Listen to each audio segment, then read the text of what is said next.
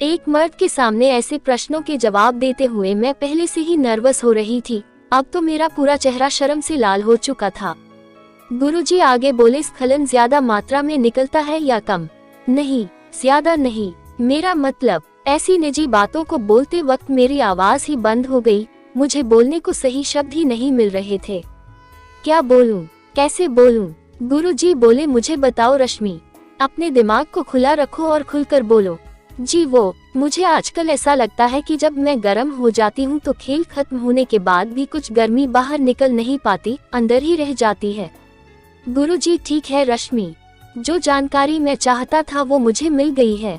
फिर गुरुजी आंख बंद करके कुछ पलों के लिए ध्यानमग्न हो गए। गुरुजी बोले, जय लिंगा महाराज। देखो रश्मि, तुमसे बात करके मुझे ऐसा लग रहा है कि तुम चरम सीमा तक नहीं पहुंच पा रही हो, इसलिए स्खलन कम हो रहा है और वो गर्मी तुम्हारे अंदर ही रह जा रही है, जिससे तुम्हें एक अपूर्णता का एहसास होता है और पूर्ण संतुष्टि नहीं मिल पाती। बहुत सारी विवाहित जोड़ियों में ये समस्या पाई जाती है और इसमें चिंता की कोई बात नहीं है। फिर गुरुजी थोड़ा रुके, जैसे मेरे किसी प्रश्न का इंतजार कर रहे हों। अगर स्खलन पर्याप्त नहीं हो रहा है तो फिर क्या होता है गुरुजी? गुरुजी बोले, देखो रश्मि, इससे गर्भवती होने के चांस बहुत कम हो जाते हैं। लेकिन तुम चिंता मत करो, क्योंकि स्खलन को बढ़ाने के लिए कुछ तरीके हैं और जड़ी बूटियों से भी इसको ठीक किया जा सकता है। लेकिन इसके लिए तुम्हें, जैसा मैं बताऊं, बिना किसी संकोच या शंका के वैसा ही करना होगा। गुरुजी, मैं गर्भवती होने के लिए कुछ भी करूंगी। मैं आपको बता नहीं सकती पिछले कुछ महीनों से मैं कितने डिप्रेशन में हूँ कि सभी औरतें तो माँ बनती हैं, मैं ही क्यों नहीं बन पा रही। जैसी आप आज्ञा देंगे मैं वैसा ही करूंगी। गुरुजी बोले, ठीक है रश्मि, लेकिन ये इतना आसान भी नहीं है, समझ लो। सबसे पहले मुझे ये जानना होगा कि स्खलन की मात्रा क्या है। क्या तुम खुद को संतुष्ट करती हो? अब तो मेरा गला सूखने लगा था। 28 बरस की अपनी जिंदगी में मुझे कभी भी ऐसे प्रश्नों का जवाब नहीं देना पड़ा था। शर्म से उस वक्त मेरा क्या हाल था मैं बता नहीं सकती। हाँ गुरुजी, पर कभी कभार ही करती हूँ। मैं इसकी आदी नहीं थी। मेरे साथ जो भी हुआ अपने आप हुआ। मतलब शादी के बाद तो जरूरत कम ही पड़ती है। शादी से पहले कभी वैसे सपने आते थे तो, या फिर कभी बस ट्रेन में किसी आदमी ने छेड़छाड़ की हो तो तब, या फिर घर आकर बेड में लेटती थी तब उस घटना के बारे में सोचकर उत्तेजित हो जाती थी। पर ये सब नेचुरल था। लेकिन अब गुरुजी की बातें सुनकर मैं सोच रही थी कि पर्याप्त स्खलन कैसे होगा। खाली बेड में लेटकर बातें सोचकर तो नहीं हो पाएगा, और मेरे पति भी यहाँ नहीं है, तो मैं पूर्ण रूप से उत्तेजित होऊंगी कैसे? गुरुजी, रश्मि, मुझे डिस्चार्ज की मात्रा जाननी पड़ेगी और उसके आधार पर आगे का उपचार होगा। लेकिन गुरुजी, मेरे पति के बिना कैसे होगा? किसी दूसरे मर्द के साथ तो मैं नहीं कर सकती ना। गुरुजी, रश्मि, तुम क्या सोच रही हो मुझे नहीं मालूम। क्या तुम ये सोचती हो कि मैं तुम्हें किसी दूसरे मर्द के साथ सोने के लिए कहूँगा? मैं जानता हूँ कि तुम एक हाउसवाइफ हो और समाज के बंधनों से बंधी हुई हो। गुरुजी की बात से मैंने राहत की सांस ली, पर अभी भी मेरी समझ में नहीं आया कि बिना किसी के मैं पूर्ण रूप से उत्तेजित कैसे होऊंगी। गुरुजी बोले, रश्मि, उपचार का सबसे पहला भाग है माइंड कंट्रोल। तुम्हें अपने दिमाग से सब कुछ हटा देना है और सिर्फ अपने शरीर से नेचुरली रेस्पॉन्ड करना है। मतलब इस बात पर ध्यान मत दो कि तुम कहाँ पर हो, किसके साथ हो। बस जैसी भी सिचुएशन मैं तुम्हें दूंगा तुम उसको नॉर्मल तरीके से लो। अपने दिमाग पर कंट्रोल करना है और नेचुरली रिएक्ट करना है। ये उपचार का हिस्सा है, चिंता करने की कोई जरूरत नहीं। जय लिंगा महाराज। मैंने हाँ में सर हिला दिया, पर मुझे ज्यादा कुछ समझ नहीं आया कि करना क्या है। गुरुजी बोले, देखो मैं तुम्हें समझाता हूँ। सबसे पहले जड़ी बूटी से बनी दवाइयाँ। ये दवाई तुम्हें दिन में 2 बार लेनी है। एक सुबह सवेरे पेशाब करने के बाद और फिर रात में सोते समय ले लेना। कितनी मात्रा में लेना है वो बोतल में लिखा है। ठीक है, मैंने दवाई की बोतल लेकर सर हिला दिया। गुरुजी, ये दूसरी दवाई है। जब भी तुम आश्रम से बाहर जाओगी तो इसे खाकर ही जाना। और ये तेल है। जब तुम दोपहर में नहाओगी तो नहाने से पहले इस तेल से पूरे बदन की मालिश करना। और नहाने के लिए सिर्फ जड़ी बूटी वाले पानी से ही नहाना, जिससे दीक्षा से पहले नहाया था। मेरे ख्याल से इस तेल को तुम कल से लगाना, आज रहने दो। ठीक है गुरुजी। जड़ी बूटी से नहाकर कल मुझे बहुत तरोताजगी महसूस हुई थी। गुरुजी बोले, हाँ, जड़ी बूटी से स्नान से बदन में ताजगी महसूस होती है और ऊर्जा बढ़ जाती है। मैंने एक आज्ञाकारी छात्र की तरह से सर हिला दिया। गुरुजी बोले, रश्मि, तेल से मालिश के बारे में राजेश तुम्हें बता देगा। शायद तुम्हारी उससे बातचीत नहीं हुई है। वो बहुत व्यस्त रहता है क्योंकि आश्रम में खाना वही बनाता है। गुरुजी बोले, अच्छा, दवाइयाँ तो तुम्हें समझा दी, अब बात करते हैं माइंड कंट्रोल की। ये देखो, ये सोकिंग पैड है। जब भी तुम आश्रम से बाहर जाओगी तो इसे पहन लेना। अगले 2 दिन तक तुम्हें ये करना है। गुरुजी ने मुझे एक छोटा सफेद चौकोर कॉटन पैड दिया। मेरी समझ में नहीं आया इसे पहनना कैसे है। गुरुजी, मैं इसे पहनूंगी कैसे? शायद मेरी जिंदगी का वो सबसे बेवकूफी भरा प्रश्न था जो मैंने पूछा। गुरुजी, रश्मि, मैंने तुम्हें बताया था कि जब तुम उत्तेजित होती हो तो ये मुझे जानना है। ये खास किस्म का सोकिंग पैड उसी के लिए है। तुम छेद के ऊपर इसे लगा लेना। ये सुनते ही मेरा चेहरा शर्म से सुर्ख लाल हो गया। मैं इतनी शर्मा गई कि गुरुजी से आंख नहीं मिला पा रही थी। ठीक है गुरुजी, मैं समझ गई। गुरुजी, ठीक है रश्मि, मैं चाहता हूँ कि आज और कल के लिए तुम्हें कम से कम 2 बार ऑर्गास्म आए, तभी स्खलन की सही मात्रा पता चलेगी। याद रखना, तुम्हें कोई सिचुएशन बहुत अजीब या अभद्र या अपमानजनक लग सकती है, पर ये सब उपचार का ही हिस्सा होगा। इसलिए तुम्हें नॉर्मल होकर रिएक्ट करना होगा और जो हो रहा है उसे होने देना। जय लिंगा महाराज, जय लिंगा महाराज। गुरुजी, रश्मि, मैं चाहता हूँ कि तुम आश्रम के दैनिक कार्यों में हिस्सा लो। तुम किचन में मदद कर सकती हो और अगर चाहो तो दोपहर बाद कुछ और गतिविधियों जैसे योगा, स्विमिंग में भाग ले सकती हो। ठीक है गुरुजी, जो मुझे सही लगेगा मैं उस काम में जरूर मदद करूंगी। गुरुजी, अब तुम जाओ रश्मि, मेरे आदेश तुम तक मेरे शिष्य पहुंचा देंगे। क्या करना है, कहाँ जाना है वगैरह। लिंगा महाराज में आस्था रखना, सब ठीक होगा। धन्यवाद गुरुजी। जय लिंगा महाराज। मैं वहाँ से अपने कमरे में चली आई। गुरुजी की माइंड कंट्रोल वाली बात से मुझे टेंशन हो रही थी। गुरुजी ने कहा था कि जो हो रहा हो उसे होने देना, पर मुझसे कैसे होगा ये सब।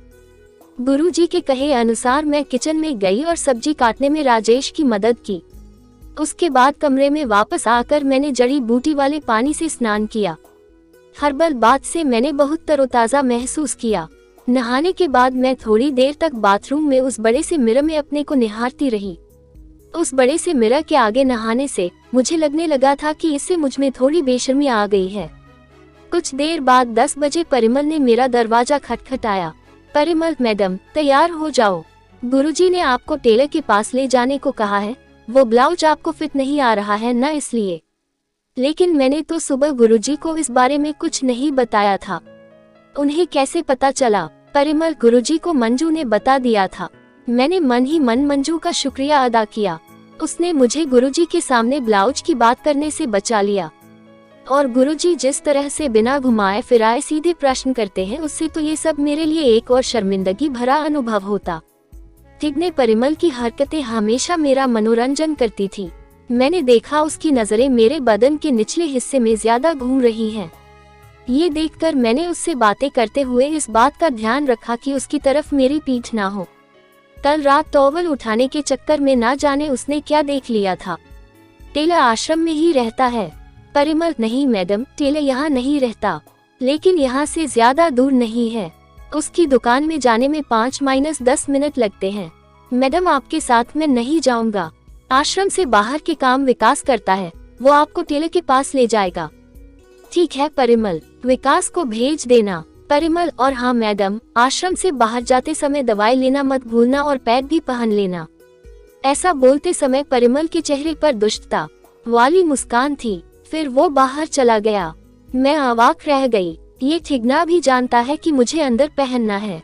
हे भगवान, इस आश्रम में हर किसी को मेरे बारे में एक एक चीज मालूम है। मैंने दरवाजा बंद कर दिया और गुरुजी की बताई हुई दवाई ली जो मुझे आश्रम से बाहर जाते समय खानी थी। फिर मैं पैड पहन लिया। थोड़ी देर बाद विकास आ गया। विकास आकर्षक व्यक्तित्व और गठीले बदन वाला था।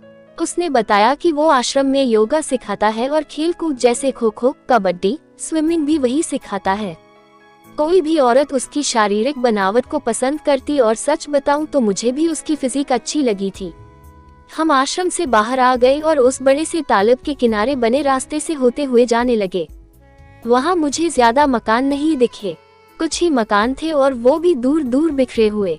विकास तेज चल रहा था तो मुझे भी उसके साथ तेज चलना पड़ रहा था। तेज चलने से मुझे अनकंफर्टेबल महसूस होने लगा तो मैंने अपनी चाल धीमी कर दी। मुझे धीमे चलते हुए देखकर विकास भी धीमे चलने लगा। वो तो अच्छा हुआ कि विकास ने मुझसे पूछा नहीं कि मेरी चाल धीमी क्यों हो गई है। जल्दी ही हम टेलर की दुकान में पहुंच गए। गांव का एक कच्चा सा मकान था, या फिर झोपड़ा भी कह सकते हैं। विकास ने दरवाजे पर खटखटाया तो एक आदमी बाहर आया। वो लगभग 55-60 बरस का होगा, दिखने में कमजोर लग रहा था। उसने मोटा चश्मा लगाया हुआ था और एक लुंगी पहने हुआ था। विकास बोला, गोपाल जी, ये मैडम को ब्लाउज फिट नहीं आ रहा है, आप देख लो क्या प्रॉब्लम है। गोपाल जी बोले, अभी तो मैं नाप ले रहा हूँ, कुछ समय लगेगा। विकास, ठीक है गोपाल जी। टेलर ने मुझे देखा। उसकी नजर कमजोर लग रही थी क्योंकि उस मोटे चश्मे से वो मुझे कुछ पल तक देखता रहा। तभी एक और आदमी बाहर आया। वो भी दुबला पतला था, लगभग 40 बरस का होगा। वो भी लुंगी पहने हुए था। गोपाल जी बोले, मंगल, मैडम को अंदर ले जाओ, मैं बाथरूम होकर अभी आता हूँ। विकास ने धीरे से मुझे बताया कि मंगल गोपाल जी का भाई है और ये दोनों एक ब्लाउज कुछ ही घंटे में सिल देते हैं। मैं इस बात से इम्प्रेस हुई क्योंकि हमारे शहर का लेडीज टेलर तो ब्लाउज सिलने में 1 हफ्ता लगाता था। विकास बोला, मैडम, मेरे ख्याल से गोपाल जी से नया ब्लाउज सिलवा लो। मैं पास में गांव जा रहा हूँ, 1 घंटे बाद आपको लेने आऊंगा। फिर विकास चला गया। मंगल बोला, मेरे साथ आओ मैडम। मंगल की आवाज बहुत रूखी थी और दिखने में भी वो असभ्य लगता था। सभी मर्दों की तरह वो भी मुझको घूर रहा था। वो मुझे अंदर एक छोटे से कमरे में ले गया। दाहिनी तरफ एक सिलाई मशीन रखी थी और बाईं तरफ एक साड़ी लंबी करके लटका रखी थी जैसे पर्दा बना हो। कमरे में कपड़ों का ढेर लगा हुआ था। कमरे में कोई खिड़की ना होने से थोड़ी घुटन थी। एक हल्की रोशनी वाला बल्ब लगा हुआ था और एक टेबल फैन भी था। मैं बाहर की तेज रोशनी से अंदर आई थी तो मेरी आंखों को एडजस्ट होने में थोड़ा टाइम लगा। फिर मैंने देखा एक कोने में एक लड़की खड़ी है। मंगल, मैडम सॉरी, यहाँ ज्यादा जगह नहीं है। गोपाल जी इस लड़की की नाप लेने के बाद आपका काम करेंगे, तब तक आप स्टूल में बैठ जाओ। मंगल ने स्टूल मेरी तरफ खिसका दिया, लेकिन स्टूल को उसने पकड़े रखा। स्टूल की हालत देखकर मुझे हंसी आ गई। ये स्टूल भी सेहत में तुम्हारे जैसा ही है। मेरी बात पर वो लड़की हंसने लगी। मंगल भी अपने दांत दिखाते हुए हंसने लगा, पर उसने अपने हाथ नहीं हटाए। अब मुझे स्टूल पर ऐसे ही बैठना पड़ा। मैंने अपनी तरफ से पूरी कोशिश करी कि स्टूल के बीच में बैठूं, फिर भी उसकी अंगुलियों का कुछ हिस्सा मेरे नीचे दब गया। मंगल को कैसा महसूस हुआ ये तो मैं नहीं जानती, लेकिन साड़ी के बाहर से भी स्पर्श का आनंद तो उसे आया होगा। उसको जो भी महसूस हुआ हो, पर अपने नीचे उसकी अंगुलियों के स्पर्श से मेरी तो धड़कनें बढ़ गई। मैंने फौरन मंगल से हाथ हटाने को कहा और फिर ठीक से बैठ गई। गोपाल जी भी वापस आ गए। गोपाल जी बोले, मैडम, आपको इंतजार करना पड़ रहा है, मैं बस 5 मिनट में आपके पास आता हूँ। अब जो हुआ उससे तो मैं शॉक रह गई, और इससे पहले किसी भी टेलर की दुकान में मैंने ऐसा अपमानजनक दृश्य नहीं देखा था। गोपाल जी उस लड़की के पास गए जो अपनी चोली सिलवाने आई थी। गोपाल जी ने सारे नाप अपने हाथ से लिए, मेरा मतलब है अपनी उंगलियों को फैलाकर। वहाँ कोई नापने का टेप नहीं था। मैं तो अवाक रह गई। गोपाल जी ने उस लड़की की बाहें, कंधे, उसकी पीठ, उसकी कांख और उसकी छाती, सबको अपनी उंगलियों से नापा। मंगल ने एक नापने वाली रस्सी से वेरीफाई किया और एक कॉपी में लिख लिया। गोपाल जी ने नापते वक्त उस पर कई बार हाथ लगाया, पर वो लड़की चुपचाप खड़ी रही जैसे ये कोई आम बात हो। ये सीन देखकर मुझे लगा जैसे मेरी सांस ही रुक गई। क्या बेहूदगी है, ऐसे किसी लड़की के बदन पर आप कैसे हाथ फिरा सकते हो। जब सब नाप ले ली तो वो लड़की चली गई। अब मेरे दिमाग में घूम रहा प्रश्न मुझे पूछना ही था, गोपाल जी, आप नाप लेने के लिए टेप क्यों नहीं यूज करते। गोपाल जी बोले, मैडम, टेप से ज्यादा भरोसा मुझे अपने हाथों पर है। मैं 30-35 साल से सिलाई कर रहा हूँ और शायद ही कभी ऐसा हुआ हो कि मेरे ग्राहक ने कोई शिकायत की हो। मैडम, आप ये मत समझना कि मैं सिर्फ गांव वालों के कपड़े सिलता हूँ। मेरे सिले हुए कपड़े शहर में भी जाते हैं। पिछले 10 साल से मैं अंडरगारमेंट भी सिल रहा हूँ और वो भी शहर भेजे जाते हैं। उसमें भी कोई शिकायत नहीं आई है और ये सब मेरे हाथ की नाप से ही बनते हैं। गोपाल जी ने अपनी बातों से मुझे थोड़ा बहुत कन्विंस कर दिया था।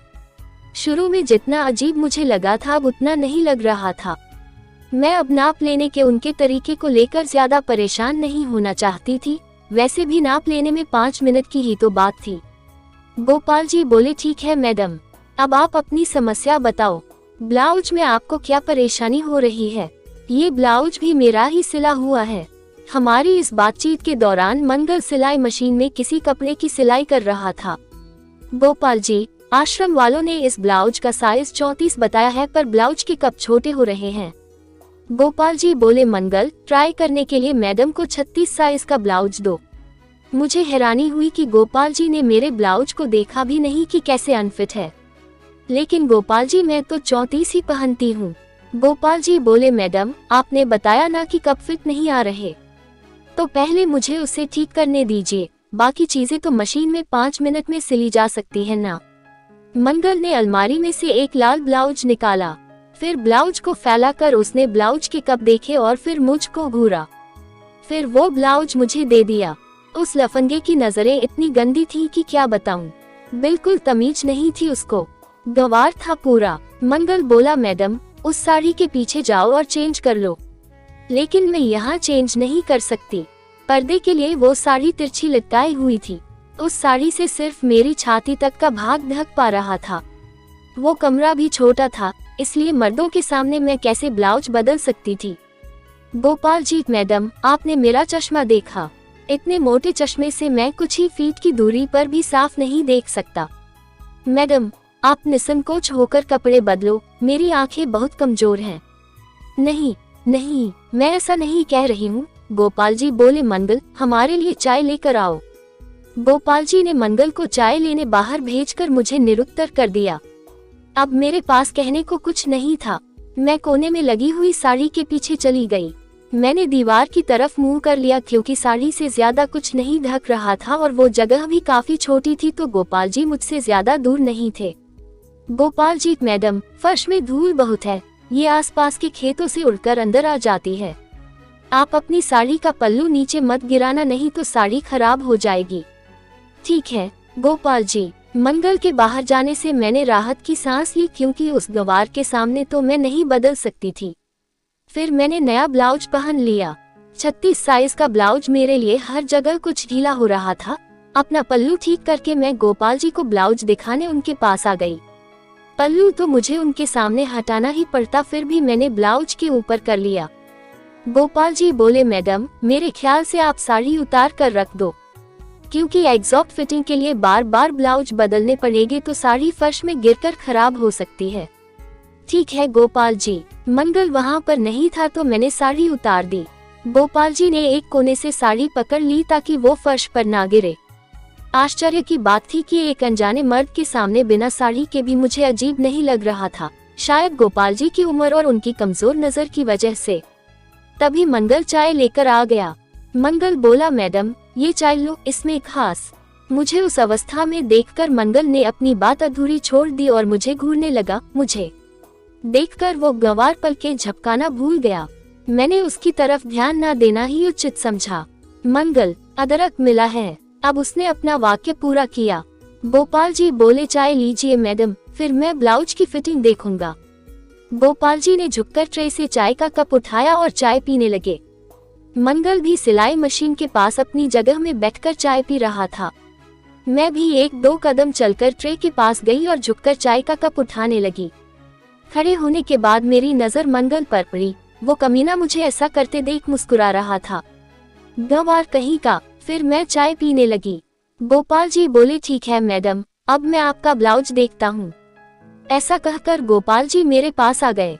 गोपाल जी की लंबाई मेरे से थोड़ी ज्यादा थी। गोपाल जी बोले, मैडम ये ब्लाउज तो आपको फिट नहीं आ रहा है, मैं देखता हूँ कि कितना ढीला हो रहा है। गोपाल जी मेरे नजदीक खड़े थे। सबसे पहले उन्होंने ब्लाउज की बाहें देखी, मेरी बाईं बाह में ब्लाउज के स्लीव के अंदर उन्होंने एक उंगली डाली और देखा कि कितना ढीला हो रहा है। ब्लाउज के कपड़े को छूते हुए वो मेरी बाह पर धीरे से अपनी अंगुली को रगड़ रहे थे। गोपाल जी बोले, मंगल, बाहें एक अंगुली ढीली है, अब मैं पीठ पर चेक करता हूँ। मैडम आप पीछे घूम जाओ और मुंह मंगल की तरफ कर लो। मंगल एक कॉपी में नोट कर रहा था। अब मैं पीछे को मुड़ी और मंगल की तरफ मुंह कर लिया। मंगल खुलेआम मुझको घूरने लगा। मुझे बहुत इरिटेशन हुई, लेकिन क्या करती। उस छोटे से कमरे में गर्मी से मुझे पसीना आने लगा था। गोपाल जी ने पीछे से गर्दन के नीचे मेरे ब्लाउज को अंगुली डालकर खींचा, कितना ढीला हो रहा है ये देखने के लिए। मुझे थोड़ा अजीब लगा तो मैंने अपनी पोजीशन थोड़ी शिफ्ट की। ऐसा करके मैं बुरा फंसी क्योंकि इससे मेरे पीछे कुछ कड़क चीज टकरा गई। महसूस होते ही शर्माकर मैं जल्दी से थोड़ा आगे को हो गई। गोपाल जी बोले, मैडम ब्लाउज पीठ पर भी बहुत ढीला है, मंगल पीठ में 2 अंगुल ढीला है। फिर गोपाल जी मेरे सामने आ गया और देखने लगा। फिटिंग देखने के लिए वो मेरे ब्लाउज के बहुत नजदीक अपना चेहरा लाया। मुझे उसकी गर्म सांसें महसूस हुई, लेकिन मैंने बुरा नहीं माना क्योंकि उसकी नजर बहुत कमजोर थी। गोपाल जी बोले, मैडम ब्लाउज आगे से भी बहुत ढीला है। अंगुली डालकर खींचते हुए गोपाल जी बोला। गोपाल जी ने खींचा तो मंगल की आंखें फैल गई। वो कमीना कल्पना कर रहा होगा कि काश गोपाल जी की जगह मैं होता तो ऐसे खींचकर अंदर का नजारा देख लेता। गोपाल जी बोले, मैडम अब आप अपने हाथ ऊपर कर लो, मैं नाप लेता हूँ। मैंने अपने हाथ ऊपर को उठाए ही थे कि तभी मंगल जोर से चीखा और मेरी तरफ कूद गया। मुझसे टकराते टकराते बचा। गोपाल जी 2-3 कदम पीछे हो गया और मेरा हाथ खींचकर मुझे भी 2-3 कदम खींच लिया। मैंने पीछे मुड़कर देखा कि क्या हुआ। दरवाजे पर 2 सांप खड़े थे। मंगल बोला, ये तो सांपों का जोड़ा है। गोपाल जी ने कहा, हाँ मैंने देख लिया है, कोई भी अपनी जगह से मत हिलना। सांप दरवाजे पर थे और अगर वो हमारी तरफ बढ़ते तो बचने के लिए कोई जगह नहीं थी क्योंकि कमरा छोटा था। सांप हमारी तरफ देख रहे थे पर कमरे के अंदर को नहीं आ रहे थे। अपने इतने नजदीक सांप देखकर मैं बहुत डर गई थी। मंगल भी डरा हुआ लग रहा था, लेकिन गोपाल जी शांत था। गोपाल जी ने बताया कि सांप तो पहले भी आसपास खेतों में दिखते रहते थे पर ऐसे दरवाजे पर कभी नहीं आए। कुछ देर तक गोपाल जी ने सांपों को भगाने की कोशिश की, उनकी तरफ कोई चीज फेंकी, फिर कपड़ा हिलाकर उन्हें भगाने की कोशिश की, पर वो सांप दरवाजे से नहीं हिले। सांपों को दरवाजे से ना हिलते देख डर से मेरा पसीना बहने लगा। बड़ी मुश्किल से कुछ देर बाद वो दोनों सांप वहां से चले गए। गोपाल जी बोले, ठीक है मैडम, हम सांपों से बच गए। सहयोग करने के लिए आपका शुक्रिया। चलो अंत भला तो सब भला। मैडम अगर आपको इस ब्लाउज में कोई परेशानी हुई तो मुझे बता देना। मैंने कहा, शुक्रिया गोपाल जी, और उस कमरे से बाहर आ गई। मैं बहुत थक गई थी और जो कुछ उस कमरे में हुआ उससे बहुत शर्मिंदगी महसूस कर रही थी। मैं जल्दी से जल्दी वहां से जाना चाहती थी पर मुझे विकास का इंतजार करना पड़ा। करीब 10 मिनट बाद विकास गांव से वापस लौटा। तब तक मुझे अपने पर मंगल की घूरती नजरों को सहन करना पड़ा। आश्रम में आने के बाद सबसे पहले मैंने जड़ी बूटी वाले पानी से नहाया। उससे मुझे फिर से तरोताजगी महसूस हुई। नहाने से पहले परिमल आकर मेरा पैड ले गया था। उसने बताया कि आश्रम से हर आउटडोर विजिट के बाद गुरुजी बदलकर नया पैड देंगे। दोपहर बाद लंच लेकर मैंने थोड़ी देर बेड में लेटकर आराम किया। लेटे हुए मेरे मन में वही दृश्य घूम रहे थे जो टेलर की दुकान में घटित हुए थे। इन सब दृश्यों को सोचते हुए मुझे ठीक से नींद नहीं आई। शाम करीब 5 बजे मंजू ने मेरा दरवाजा खटखटाया। मंजू बोली, मैडम बहुत थक गई हो क्या? नहीं नहीं, बल्कि मैं तो क्या मंजू जानती है कि टेलर की दुकान में क्या हुआ? विकास ने तो लौटते वक्त मुझसे कुछ नहीं पूछा। मंजू से ये बात सीधे सीधे पूछने में मुझे शर्म आ रही थी कि उसे मालूम है या नहीं। मंजू, ठीक है मैडम, तब तो आप मेला देखने जा सकती हो, थोड़ी दूरी पर है, लेकिन अगर आप अभी चली जाओ तो टाइम पर वापस आ जाओगी। कौन सा मेला? मैडम ये मेला पास के गांव में लगा है। मेले में आसपास के गांव वाले खरीदारी करने जाते हैं, बहुत फेमस है यहाँ। हम लोग तो अपने काम में बिजी रहेंगे, आप बोर हो जाओगी, इसलिए मेला देख आओ। मैंने सोचा मंजू ठीक ही तो कह रही है, आश्रम में अभी मेरा कोई काम नहीं है, अभी ये लोग भी यहाँ बिजी रहेंगे क्योंकि अभी गुरुजी का दर्शन का समय है तो आश्रम में थोड़ी बहुत भीड़ भाड़ होगी। मैं मेला जाने को राजी हो गई। मंजू, ठीक है मैडम, ये लो नया पैड, और हाँ, जाते समय दवाई खाना मत भूलना। जब भी आश्रम से बाहर जाओगी तो वो दवाई खानी है। आप तैयार हो जाओ, मैं 5 मिनट बाद विकास को भेज दूंगी। मंजू अपने मटकाते हुए चली गई। उसको जाते हुए देखती रही। फिर मैं तैयार हो गई। तब तक विकास आ गया था। विकास, मैडम, मेला तो थोड़ा दूर है, पैदल नहीं जा सकते। फिर कैसे जाएंगे? विकास, मैडम, हम बैलगाड़ी से जाएंगे। मैंने बैलगाड़ी वाले को बुलाया है, वो आता ही होगा। ठीक है, कितना समय लगेगा जाने में? मैं कभी बैलगाड़ी में नहीं बैठी थी, इसलिए उसमें बैठने को उत्सुक थी। विकास, मैडम, बैलगाड़ी से जाने में थोड़ा समय तो लगेगा, पर आप गांव के दृश्य, हरे भरे खेत, इन सब को देखने का मजा ले सकती हो। कुछ ही देर में बैलगाड़ी आ गई और हम उसमें बैठ गए। गांव के खेतों के बीच बने रास्ते से बैलगाड़ी बहुत धीरे धीरे चल रही थी। बहुत सुंदर हरियाली थी हर तरफ, ठंडी हवा भी चल रही थी। विकास मुझे मेले के बारे में बताने लगा। करीब आधा घंटा ऐसे ही गुजर गया, पर हम अभी तक नहीं पहुंचे थे। मुझे बेचैनी होने लगी। विकास, कितना समय और लगेगा? विकास, मैडम, अभी तो हमने आधा रास्ता तय किया है, इतना ही और जाना है।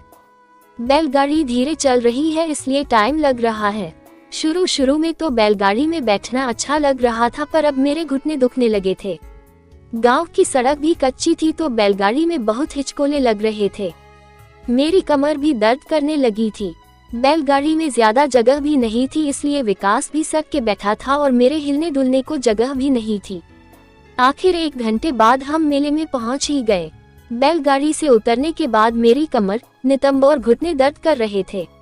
विकास का भी यही हाल हो रहा होगा, क्योंकि उतरने के बाद वो अपने हाथ पैरों की एक्सरसाइज करने लगा। लेकिन मैं तो औरत थी, ऐसे सबके सामने हाथ पैर कैसे फैलाती? मैंने सोचा पहले टॉयलेट हो आती हूँ, वहीं हाथ पैर की एक्सरसाइज कर लूंगी। विकास, मुझे टॉयलेट जाना है। विकास, ठीक है मैडम, लेकिन ये तो गांव का मेला है, यहाँ टॉयलेट शायद ही होगा, अभी पता करता हूँ। विकास पूछताछ करने चला गया। विकास वापस आया और बोला, मैडम, यहाँ कोई टॉयलेट नहीं है। मर्द तो कहीं पर भी किनारे में कर लेते हैं, औरतें दुकानों के पीछे जाती हैं। मैं दुविधा में थी, क्योंकि विकास से कैसे कहती कि मुझे पेशाब नहीं करनी है। मुझे तो हाथ पैर की थोड़ी स्ट्रेचिंग एक्सरसाइज करनी थी। विकास, मैडम, मैं यही खड़ा रहता हूँ, आप उस दुकान के पीछे जाकर कर लो। यहाँ कैसे कर लूं? मैं कोई छोटी बच्ची तो हूँ नहीं, जो सबके सामने फ्रॉक ऊपर करके कर लूं। उस दुकान के पीछे एक छोटी सी झाड़ी थी, जिससे कुछ भी नहीं ढक रहा था। वैसे तो शाम हो गई थी, लेकिन अभी अंधेरा ना होने से साफ दिखाई दे रहा था। आसपास गांव वाले भी खड़े थे, उन सबके सामने मैं कैसे करती? विकास, मैडम, ये शहर नहीं गांव है, यहाँ सभी औरतें ऐसे ही कर लेती हैं, शर्माओ मत। क्या मतलब? गांव है तो मैं शर्माऊं नहीं? इन सब गांव वालों के सामने अपनी साड़ी उठा दूं? विकास बोला, मैडम, नाराज क्यों होती हो? मेरे कहने का मतलब है, गांव में शहर के जैसे बंद टॉयलेट नहीं होते। मैं ऐसे नहीं कर सकती। चलो मेले में चलते हैं। मेले में घूमने में हमें करीब 1 घंटा लग गया। भीड़ की वजह से मुझे विकास से सट के चलना पड़ रहा था। चलते हुए मुझे वहां पर विकास की कोहनी कई बार छू गई। पहले तो मैंने इससे बचने की कोशिश की, लेकिन भीड़ की वजह से उसकी बाह मुझसे छू जा रही थी। मैंने सोचा कोई बात नहीं, भीड़ की वजह से ऐसा हो जा रहा है। कुछ देर बाद मुझे लगा कि विकास जानबूझकर ऐसा कर रहा है, क्योंकि जहां पर कम भीड़ थी वहां भी उसकी कोहनी बराबर काम कर रही थी। उसके ऐसे करने से मुझे भी थोड़ा मजा आ रहा था, पर मुझे लगा इतने लोगों के सामने विकास कुछ ज्यादा ही कर रहा है। सामने से हमारी तरफ आते लोगों को सब दिख रहा होगा। मैं शर्म से विकास से कुछ नहीं कह पाए। वैसे भी वो कहता भीड़ की वजह से छू जा रहा है, तो कहने से फायदा भी क्या था। लेकिन मुझे कुछ ना कहते देख उसकी हिम्मत और बढ़ रही थी। फिर मैं एक दुकान के आगे रुक गई और कान के झुमके देखने लगी। विकास भी मेरे से सट के खड़ा था। विकास बोला, मैडम, ये आप पर अच्छे लगेंगे। ऐसा कहते हुए उसने मुझे कान का झुमका और एक हार दिया। मैंने उससे सुझाव नहीं मांगा था, पर देख लेती हूँ। मैंने वो झुमका पहन कर देखा, ठीक लग रहा था। विकास बोला, मैडम, हार भी ट्राई कर लो, अच्छा लगे तो खरीद लेना, मेरे पास पैसे हैं। दुकानदार ने भी कहा, मैचिंग हार है, झुमके के साथ पहन कर देखो। मैं गले में हार पहनने लगी तभी विकास जबरदस्ती मेरी मदद करने लगा। विकास मैडम, आप छोड़ दो, मैं आपके गले में हार पहना देता हूँ। मैंने देखा विकास की बात पर वो दुकानदार मुस्कुरा रहा है। 3 और ग्राहक भी थे, वो भी हमें देखने लगे। मैंने सोचा विकास से बहस करूंगी तो और लोगों का भी ध्यान हम पर चला जाएगा। तभी विकास बोला, ये वाला हार ज्यादा अच्छा है, आपको क्या लगता है मैडम? मैं कुछ बोलने की हालत में नहीं थी क्योंकि उसके हाथ ने मेरे एक टाइम बॉम्ब को दबा रखा था। मैंने अपनी नजरें दूसरी तरफ घुमाई तो देखा 2 लड़के हमें ही देख रहे थे। विकास की नजर उन पर नहीं पड़ी थी, वो तो कुछ और ही काम करने में व्यस्त था। इस बार उसने दूसरे बॉम्ब को अपनी पूरी हथेली में पकड़ा और 3-4 बार जोर से दबा दिया, हॉर्न के जैसे। ये सब कुछ ही सेकंड्स की बात थी और खुलेआम सब लोगों के सामने विकास ने मुझसे ऐसे छेड़छाड़ की और मैं कुछ ना कह पाई। फिर मैंने ये दूसरा वाला झुमके और हार का सेट ले लिया और हम उस दुकान से आगे बढ़ गए। विकास बोला, मैडम अब हम लेट हो रहे हैं, हमें वापस जाना चाहिए। हाँ, मैं भी यहाँ अब और नहीं रहना चाहती हूँ। विकास बोला, ठीक है मैडम, आप यही इंतजार करो या दुकानों के आगे, मैं बैलगाड़ी वाले को लेकर आता हूँ। दोस्तों, वीडियो काफी लंबा हो रहा है, आज कहानी को यही विराम देती हूँ। आगे की कहानी कल लेकर आऊंगी, इंतजार कीजिएगा। असली रोमांच और मजा तो अब शुरू होगा कहानी में। मिलते हैं कल, अपना ख्याल रखिएगा। प्लीज वीडियो को लाइक कर दीजिए और चैनल को जरूर सब्सक्राइब कीजिए। बाय।